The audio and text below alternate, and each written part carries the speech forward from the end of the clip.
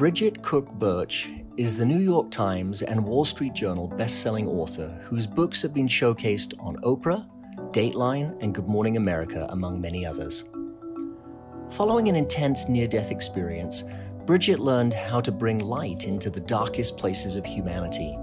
She became captivated with the heroes and sheroes' journey, beginning in all places, chronicling the stories of entrenched gang members in Denver.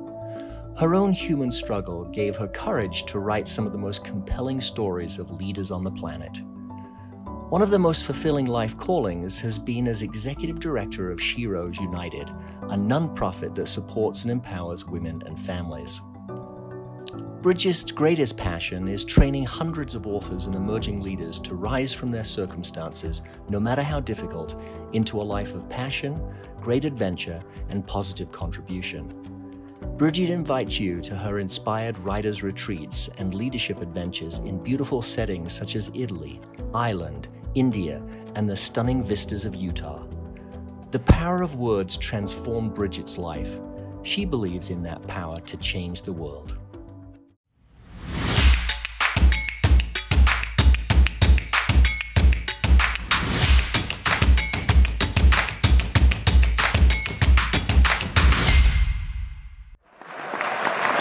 So have you ever wondered if there was something more deeply hidden behind things? Several years ago, I was at a Barnes & Noble, and we had just had some beautiful buzz that had come out about a book that we had just released. And it was about a very inspiring subject by the name of Melissa. And all of that buzz was so intoxicating. And I think the Barnes & Noble store manager was just as intoxicated because he said, "Your job is to greet every customer as they come in the store and get them to buy an autographed copy of your book." Which sounds really great, right? Except for the name was Shattered Silence, the Untold Story of a Serial Killer's Daughter. So as you can imagine, it wasn't everyone's cup of tea. Most people were actually really great, and it was wonderful, and sales were wonderful, but the people were amazing. However, I'll never forget one woman who looked at me with abject horror in her eyes. "I will never read a book like that, and you can't make me." Okay, I said, and I knew all 200 eyes in Barnes & Noble were now upon me. But I couldn't be offended because I knew that this was not a salacious true crime story. I knew that what this was a human journey, maybe like yours, maybe like mine, where she was plunged into utter darkness. And unlike most of you, I hope, she had a psychopath for a father. So imagine the stories that she used to tell herself as she hid away and played small. But Melissa eventually rose. She gathered her sword and her shield to slay the dragon, and now she is one of those women that shines one of the brightest lights on the planet. Well, I gotta tell you, every story that we tell ourselves is so important. In fact, the stories that we tell ourselves are the most important stories on the planet. And why is that? Because we believe them. And we are actually a microcosm of what is happening around the world. And the stories that we tell ourselves affects ourselves, our family, our community, our nation, and the world. And we might think, oh, it's no big deal. I can just, brush some of the trauma under the rug. It's not a big deal. I can push it down. I can hide from it. But here's what I will tell you is that research has proven that if we're not dealing with our emotional traumas, that guess what happens? It manifests itself in our body in the form of disease.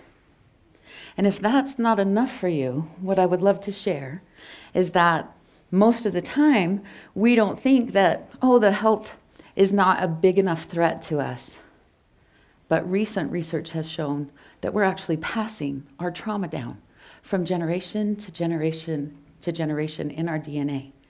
And not just to those that we are genetically attached to, but also those who are in our environment. So it is important for you to heal your stories. And this I know, is that you will walk through fire to save and protect someone that you love. That's the good news. The bad news is you got to do it for yourself the first time. So I know that it can be scary. I know that sometimes it can be frightening to face the darkest things within our souls. Remember the woman with these books? I got to tell you, a few weeks later, I was at another Barnes & Noble, so imagine my surprise when she comes up and she has a stack of 8 or 9 books. I looked at her in absolute shock. It's like, and she had tears in her eyes.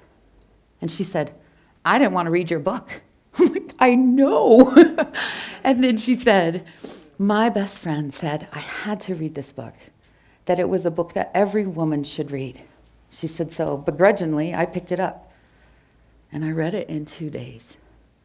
And with tears streaming down her cheeks, she said, I want to buy one for each of my daughters and my daughters-in-law. Would you be willing to sign this? I said, you bet. And I never, ever forgot her story of courage. You see, this woman could have avoided me for the rest of her life, right? Like, we could have been in a nursing home together and she could have transferred. We were like 140. But no, she did something extraordinary. She learned from her experience. She changed her story. And then, miracle of miracles, she took what she had learned and served other people. She became a teacher and a leader. But I got to tell you, I have not always been a leader. In fact, when I was little, I had a wounding so deep that it colored every story that I told myself. You see, I had 3 sets of parents by the time I was 6 months old. And so the story I was telling myself is that the big people would never stick around. So by the time I was in my early 20s, these stories had become monstrous, just absolutely monstrous. And the problem with it was that they colored every behavior that I had. So then I would have utterly horrible behavior, which would reinforce the stories that I was telling about myself. Does that sound familiar to anyone? It got so bad that I did manifest disease within my body.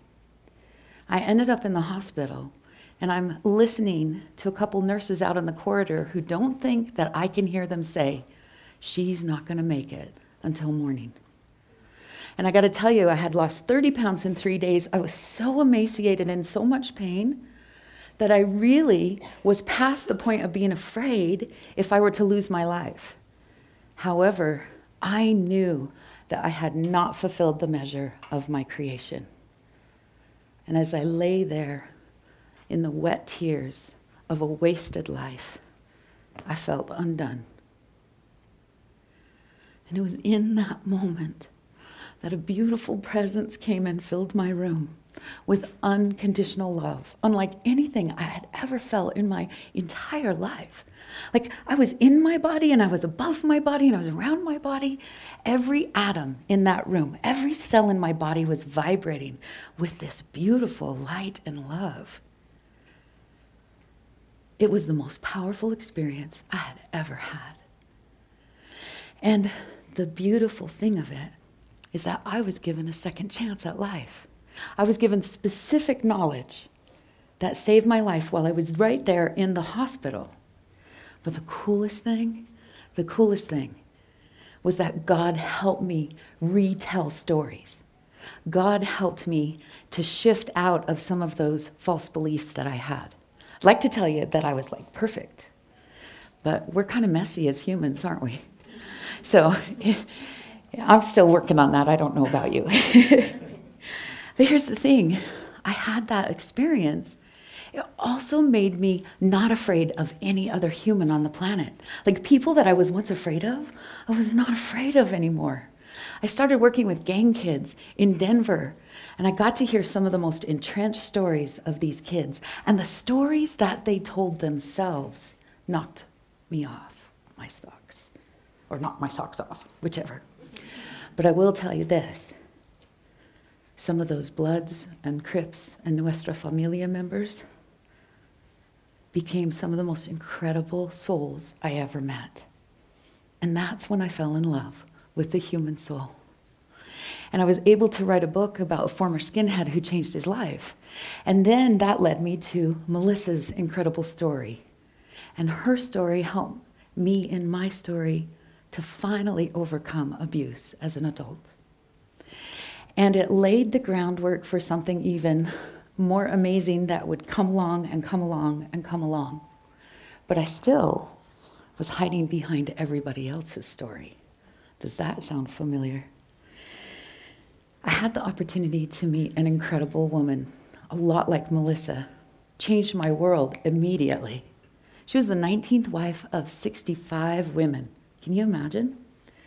And when she was only 19 years of age, she was forced to marry a man more than 4 times her age. And when he died, a new man became the prophet, his son Warren Jeffs, who you may have heard of. He became the prophet and he became a dictator. And he dictated every single person's life and marriages.